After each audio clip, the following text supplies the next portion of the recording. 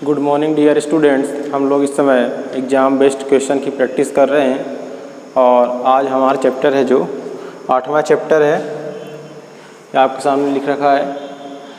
8वां chapter कौन सा है? स्पीड एवं वेलोसिटी, चाल और वेग। तो इसके एग्ज़ाम बेस्ड क्वेश्चनों को हम देखेंगे जो प्रीवियस ईयर में आए हुए हैं। उसके पहले कुछ इसके चैप्टर से संबंधित इंपॉर्टेंट फार्मूले हैं, उनके देख लेते हैं।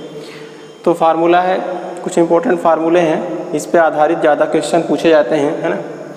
तो पहला है फार्मूला कि चाल बराबर क्या होता है? दूरी बटे समय। त्वरण क्या होता है? एक्सेलरेशन, जिसको हम ए से डिनोट करते हैं। वेग परिवर्तन की दर, तो वेग में परिवर्तन क्या हुआ? अंतिम वेग माइनस प्रारंभिक वेग बटे समय, है ना। तो वेग में परिवर्तन की दर, वेग में परिवर्तन है ये, और दर मतलब बटे में क्या रहेगा? समय। तो वेग में परिवर्तन कैसे निकालेंगे? अंतिम वेग माइनस प्रारंभिक वेग। गति के कुछ समीकरण हैं, 3 समीकरण होते हैं, है ना। तो इस पे आधारित सवाल पूछे जाते हैं। ये समीकरण भी डायरेक्ट कभी कभी एग्जाम में पूछे जाते हैं। तो पहला समीकरण है v बराबर u प्लस at, जहाँ v क्या है? अंतिम वेग, u प्रारंभिक वेग, t समय है, a क्या है? त्वरण, जहाँ यस है, ये क्या है? दूरी या विस्थापन, है ना। तो पहला समीकरण v बराबर u प्लस at, दूसरा है s बराबर ut plus half at square, तीसरा है v स्क्वायर बराबर u square plus 2as, yes दूरी है। ये संबंध, पहला समीकरण जो किसमें संबंध बताता है? वेग व समय के बीच। दूसरा समीकरण बताता है दूरी या विस्थापन कह सकते हैं, विस्थापन व समय के बीच संबंध को दर्शाता है। तीसरा वेग व विस्थापन है। तो ये फार्मूले हैं कुछ इम्पोर्टेंट, है ना। देखते हैं अब इस पे आधारित सवाल। तो पहला क्वेश्चन है आज का, 4000 किलोग्राम भार वाली एक कार 25 किलोमीटर पर सेकंड यात्रा करने पर एक समान मंद होते हुए 5 सेकंड में रुकती है, तो मंदन क्या होगा? मंद होते हुए नहीं, धीमे होते हुए 5 सेकंड में रुकती है, तो मंदन क्या होगा? तो कैसे करेंगे इसको? यहाँ पे पूछ रहा है मंदन निकालना है, तो गति का समीकरण लगाएंगे। v बराबर u प्लस at, जो गति का पहला समीकरण। हमने आपको बताया कि गति का पहला समीकरण किसमें संबंध? वेग व समय के बीच संबंध बताता है ना। तो आप देख रहे हैं यहाँ पे किसकी बात हो रही है? वेग दिया हुआ है 25 किलोमीटर पर सेकंड, और क्या दिया हुआ है? मंद होते हुए 5 सेकंड में रुक जाती है। तो यहाँ वेग और समय की बात की गई है ना। तो पहला समीकरण लगाएंगे और हमें ए निकालना है, यहाँ पे ए भी है ना। तो ये क्या होता है? अंतिम वेग। अंतिम वेग क्या होता है? समान मंद होते हुए 5 सेकंड में रुक जाती है। रुकने का मतलब क्या हुआ? अंतिम वेग 0 हो गया, है ना। तो यहाँ पे v बराबर क्या होगा? 0 होगा। और u बराबर क्या दिया है? प्रारंभिक वेग 25 किलोमीटर पर सेकंड, है ना, 25 किलोमीटर पर सेकंड, और टाइम दिया हुआ है 5 सेकंड। ये तो हमें निकालना है त्वरण, इसको मंदन कहते हैं अगर वो ऋणात्मक है। यहाँ रख देंगे v0, u दिया है 25 प्लस a हमें निकालना है, और t दिया हुआ है 5, यहाँ से निकाल लेंगे। a बराबर निकालेंगे तो क्या हो जाएगा? -25 बटे 5, 5 25, तो a बराबर क्या आ गया? -5 किलोमीटर पर सेकंड स्क्वायर। -5 आया है। -5 ये दर्शाता है कि ये मंदन है ना। हमारा जो एक्सेलरेशन त्वरण है वो ऋणात्मक है, यानी वो क्या कहते हैं उसको? हम पर्टिकुलर क्या कहते हैं? मंदन कहते हैं। अगर मंदन लिख दिया गया मतलब यहाँ माइनस नहीं होगा, तो यहाँ मंदन बराबर क्या आएगा? मंदन का मंदन का मतलब ये है कि वो माइनस में वैल्यू, तो ये मंदन आएगा 5 किलोमीटर पर सेकंड स्क्वायर। ये ऑप्शन नंबर बी है ना।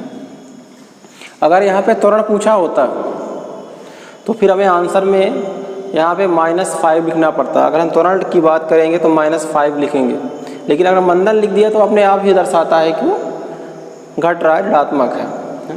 देखते हैं अगला क्वेश्चन। तो दूसरा क्वेश्चन है आज का कि 150 मीटर लंबी एक गाड़ी 50/3 मीटर सेकंड की गति से एक विद्युत खंभे को कितने समय में क्रॉस करेगी, है ना। तो एक गाड़ी है जो 150 मीटर लंबी है ना, मान लेते हैं ये एक गाड़ी है जो कितनी लंबी, 150 मीटर। एक विद्युत खंभा है जिसको इसको क्रॉस करना है, ये मान लेते हैं पोल है ना यहाँ पे। अब इसको क्रॉस करना है, कितना समय लगेगा। अगर उसकी क्या है, गति दी हुई है 50/3 मीटर पर सेकंड, तो यहाँ हमें गति या चाल दी हुई है 50/3 मीटर पर सेकंड, है ना। और अब इसको अगर ये गाड़ी है अगर 150 मीटर लंबी, इस पोल को क्रॉस करना है तो हमें कितना डिस्टेंस ट्रेवल करना पड़ेगा।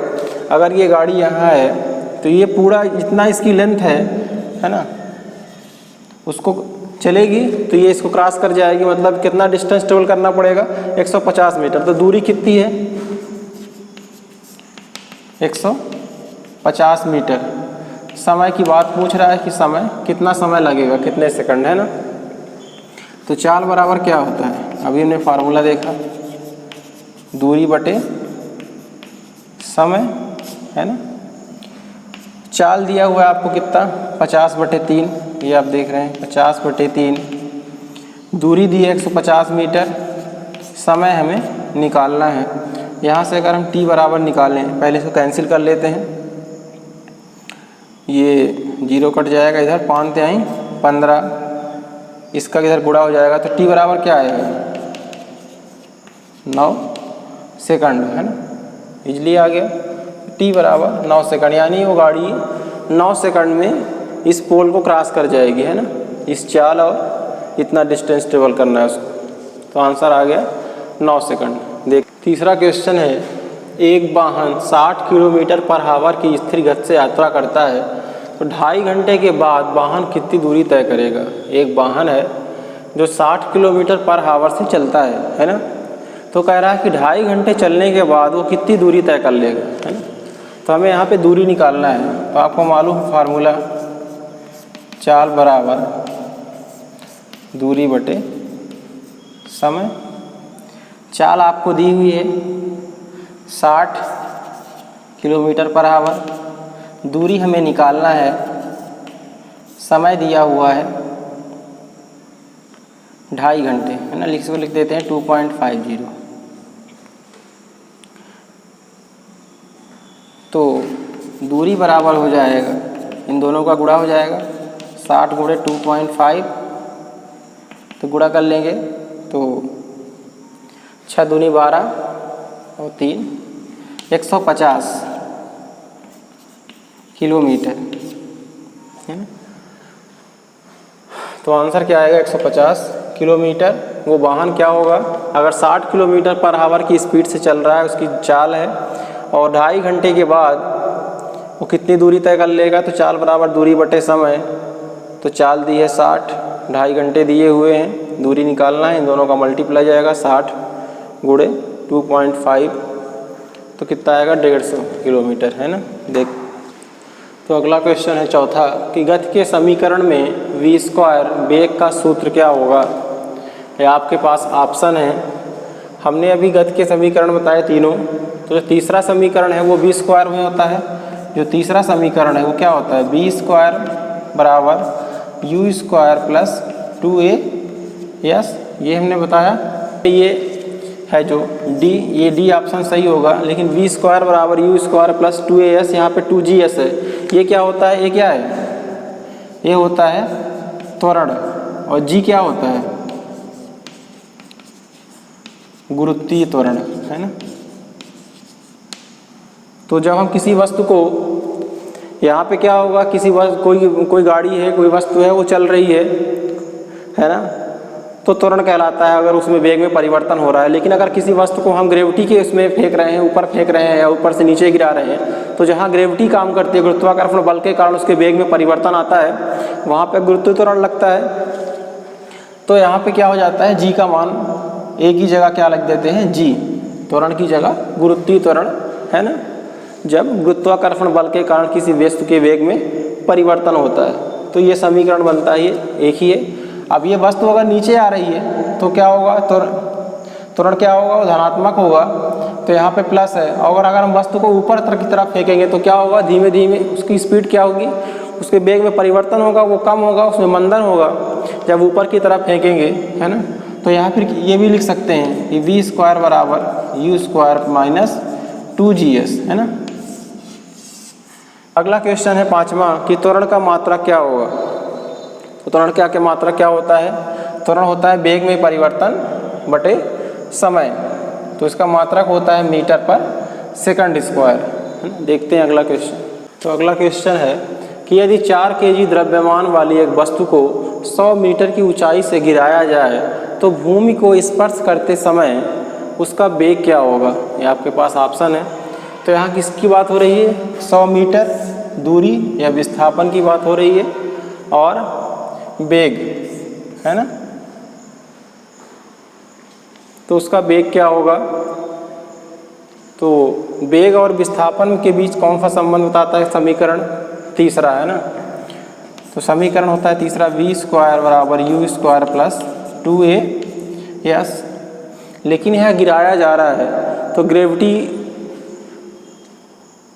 की बात थोड़ी नीचे करें तो गुरुत्वाकर्षण बल काम करेगा, तो यहाँ पे त्वरण क्या होगा, गुरुत्वीय त्वरण होगा। तो ये हो जाएगा 2gs। ये कोई मान लो टावर है, एक वस्तु है यहाँ पे, है ना। इसकी हाइट कितनी है, ये 100 मीटर है ना।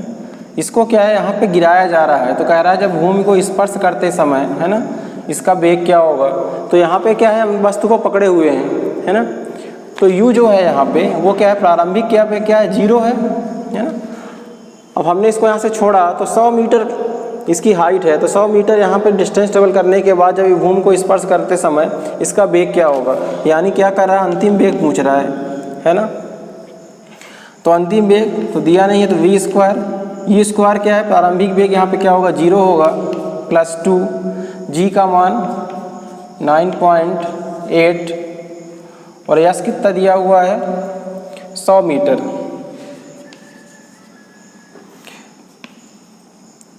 इसको गुणा कर लेंगे तो 2, ये हो जाएगा 980, गुणा करेंगे तो क्या आ जाएगा 0, 8 दूनी 16, 9 दूनी 18, 1 19, ये कितना हो जाएगा 1960। लेकिन यहाँ पे क्या है, v स्क्वायर है, तो v बराबर क्या होगा √1960। इसका आपको वर्गमूल निकालना होगा, है ना।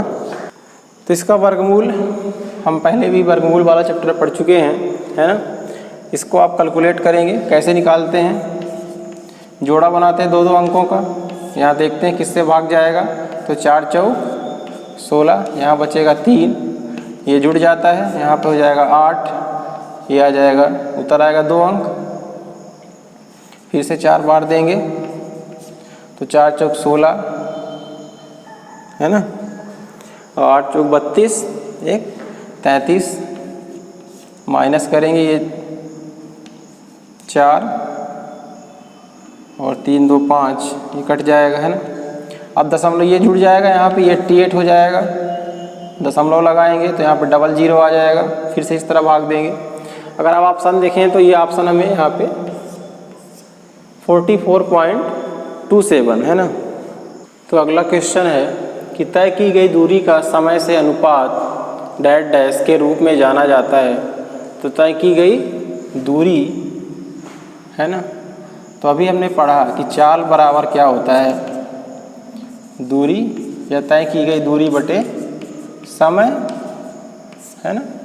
तो तय की गई दूरी का समय से अनुपात के रूप में जाना जाता है। तो आपको पढ़ा है फार्मूला चाल बराबर दूरी बटे समय है, तो इसको क्या कहते हैं, गति। इसका ऑप्शन क्या होगा, आंसर गति, है ना। चाल या गति बराबर क्या होता है, तय की गई दूरी बटे समय। वेग नहीं होगा, वेग तब होगा जब यहाँ विस्थापन बटे समय होता है ना। विस्थापन बटे समय वेग होता है, त्वरण वेग में परिवर्तन बटे समय, और जब वो ऋणात्मक हो तो मंदन कहलाता है। अगला क्वेश्चन है कि द्रव्यमान तथा त्वरण का गुणनफल होगा। तो आपने पढ़ा होगा एक फार्मूला F बराबर क्या होता है ma। यहाँ पे क्या है m क्या है द्रव्यमान है और ये क्या है त्वरण है ना। F क्या होता है बल।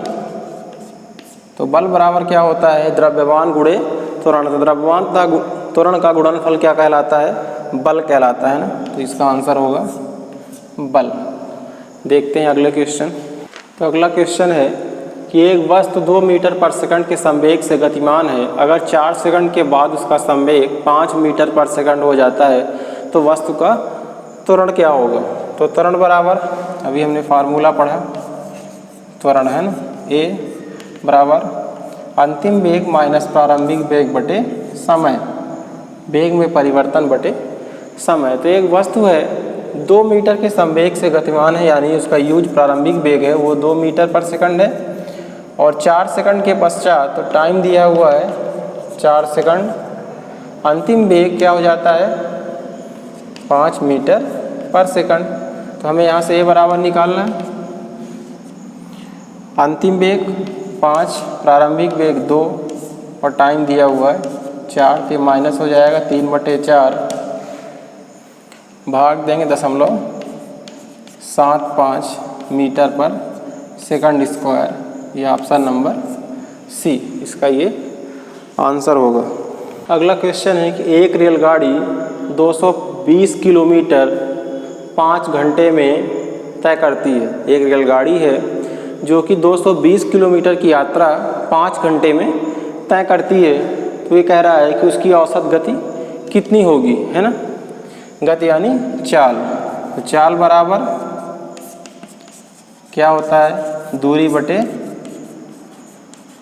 समय। तो दूरी कितना दिया हुआ है 220 किलोमीटर, टाइम कितना है 5 घंटे। निकाल लेंगे इसको कैंसिल करेंगे तो क्या आएगा 5 चौक 20 44 किलोमीटर पर आवर। 1 घंटे में वो कितना चलती है 44 किलोमीटर औसत में है ना। तो 5 घंटे में कितनी चलेगी 220 किलोमीटर। तो इसकी जो औसत चालाई कितनी आ गई 44 किलोमीटर पर आवर रेलगाड़ी की है ना। अगला क्वेश्चन है वह गुण जिसमें परिमाण और दिशा दोनों होते हैं क्या कहलाता है, उसे क्या कहते हैं ना। तो राशियाँ 2 तरह की होती हैं अदिश राशि है ना और सदिश राशि। तो अदिश राशि में क्या होता है केवल परिमाण होता है और इसमें क्या होता है परिमाण व दिशा दोनों होता है ना। तो इसका आंसर क्या होगा सदिश राशि। वो राशि है जिसमें परिमाण और दिशा दोनों होता है वो सदिश राशियाँ कहलाती हैं और जिसमें केवल परिमाण होता है वो क्या कहलाती अदिश राशि है ना। तो ये पूछा जाता है कि निम्न में से अभी तो ये पूछा गया इसमें कि परिमाण व दिशा जिसमें होता है वो कौन सी सदिश राशि कहलाती है और जिसमें केवल परिमाण होता है वो अदिश राशि होता है। लेकिन कौन सी राशियाँ अदिश है कौन सी राशियाँ सदिश हैं ये भी पूछा जाता है ना कि वेग सदिश राशि है कि अदिश है, चाल अदिश है कि सदिश है ना, त्वरण अदिश राशि है कि सदिश राशि, ये भी आपको पता होना चाहिए। अगला क्वेश्चन है कि गुरुत्वीय त्वरण जी का मान क्या होता है ना।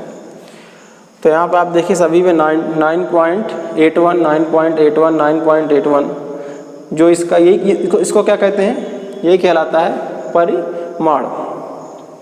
तो सभी की वैल्यू क्या है बराबर दी हुई है। आपको अगर यूनिट पता होगी तभी इसका आंसर आप लगा पाएंगे कि त्वरण की इकाई क्या होती है। अभी हमने एक क्वेश्चन किया था कि त्वरण की इकाई क्या होती है मीटर पर सेकंड स्क्वायर।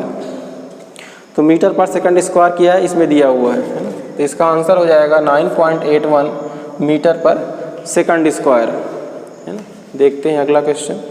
अगला क्वेश्चन है कि किसी वस्तु के वेग में परिवर्तन की दर को क्या कहते हैं जबकि वेग बढ़ रहा हो है ना। देखिए आप वही क्वेश्चन रिपीट हो रहे हैं इधर उधर हो रहे हैं बार बार वही बेस वही है क्वेश्चन को घुमा फिरा के पूछा जा रहा है ना। कभी त्वरण की इकाई क्या है, त्वरण की ये डिफिनीशन उसका फार्मूला गति के समीकरण, उस पर आधारित सवाल, है ना। तो कुछ ही चीज़ें हैं, उन्हीं को घुमा फिरा के इधर उधर करके पूछा जा रहा है। तो किसी वस्तु के वेग में परिवर्तन की दर को क्या कहते हैं? आपने पढ़ा कि त्वरण क्या होता है? वेग में परिवर्तन बटे समय। तो वेग में परिवर्तन की दर, दर मतलब बटे समय, तो क्या कहलाता है? वो त्वरण। जबकि कहलाता है जबकि वेग बढ़ रहा हो तो क्या कहलाता है? त्वरण। अगर वेग घट रहा होता है या त्वरण क्या होता है? अगर वेग घटेगा तो त्वरण क्या आएगा? निगेटिव। ये पॉजिटिव आएगा अगर वेग में परिवर्तन हो रहा है। लेकिन अगर वो जब उसका वेग बढ़ रहा है, जब वो वेग घटेगा तो ऋणात्मक आएगा, उसको हम क्या कह देते हैं? मंदन, है ना। तो इसका आंसर क्या होगा? त्वरण। तो ये हमने कुछ आज इम्पोर्टेंट क्वेश्चन जो एग्जाम बेस्ड क्वेश्चन थे उनकी चैप्टर 8 के, उनके प्रीवियस ईयर में जो क्वेश्चन आए हुए थे उनकी प्रैक्टिस की, है ना। और आप और अच्छे तरीके से इनकी प्रैक्टिस कीजिए और अपने दोस्तों के बीच इस वीडियो को शेयर करिए, क्योंकि कुछ लड़के डायरेक्ट यूट्यूब से हमसे नहीं जुड़े हुए तो नहीं देखते। तो अगर आप जुड़े हुए हैं, आप देखते हैं, तो आप अपने दोस्तों के बीच इसको शेयर करिए, है ना। और चैनल को सब्सक्राइब करिए जुड़े रहने के लिए, है ना। और ये कुछ इम्पोर्टेंट क्वेश्चन थे। तो आज के लिए इतना ही। धन्यवाद।